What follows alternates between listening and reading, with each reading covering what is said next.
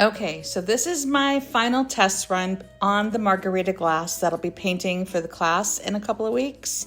I've made a couple more changes, like I mentioned in the last video, making more of an ocean, more of a horizon, and using a rail instead of a table.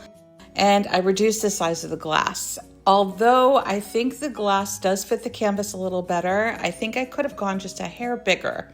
So you'll see me here creating the stencil for my Cricut and printing it out, and then applying it to a pre-coated canvas board that I painted completely with white gesso.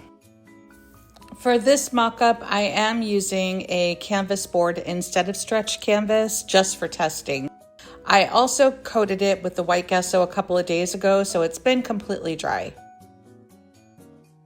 I've got to say, it feels like it really helped. The paint is going on a lot smoother. I don't need to add as many layers, but the jury's still out on whether or not it's worth this extra prep or if I can just lightly moisten the canvas to get that same effect, but we're still experimenting here.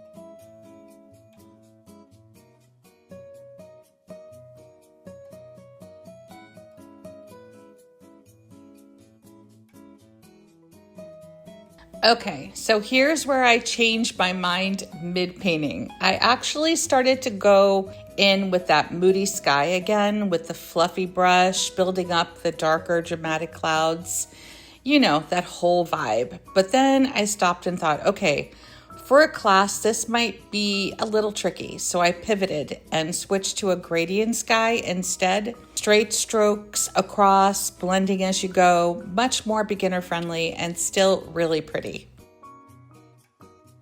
For the sun, I used the round circle sponges to make my circle shaped little sun. I figured that would be really easy to get a nice round circle.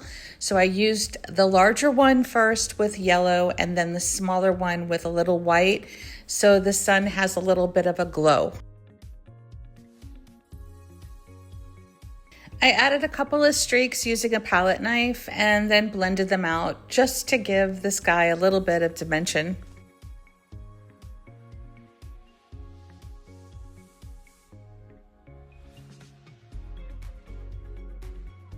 You'll see me removing the tape here, and then I hit it with a blow dryer just so I can repaint that clean edge for the horizon. That crisp line between the sky and the ocean really makes a difference, especially for beginners. It's totally optional to use tape to make those straight lines. If you have a good steady hand, have at it. I do not, so I'm going to use the tape for my paintings. I just have too much of a shake going on. My horizon would be all over the place.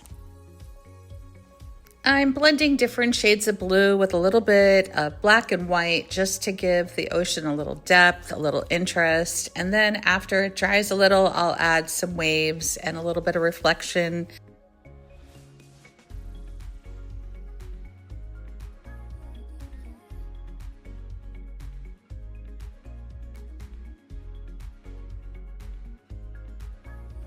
I blended different shades of brown, a little yellow, and a little bit of white to try to give the rail a little bit of wood dimension colors.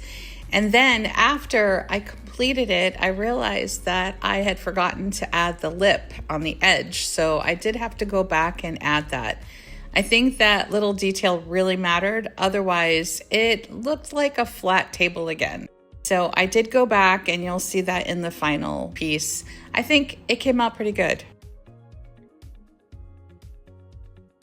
For the Margarita this time, I decided to go with green, or more of a classic lime look.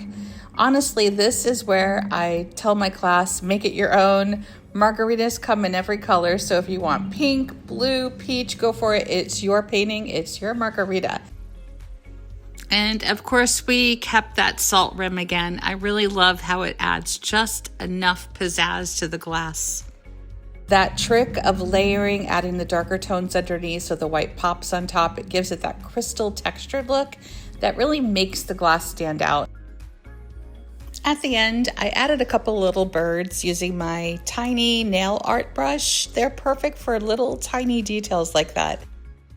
And I also do feel the sky needed a little bit more, so I went back and added some soft, moody clouds up on top.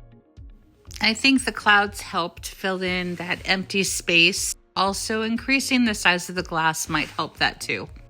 Overall, I think this is the one that came together really nicely. These are the first 2 attempts. This was attempt number 1 and attempt number 2.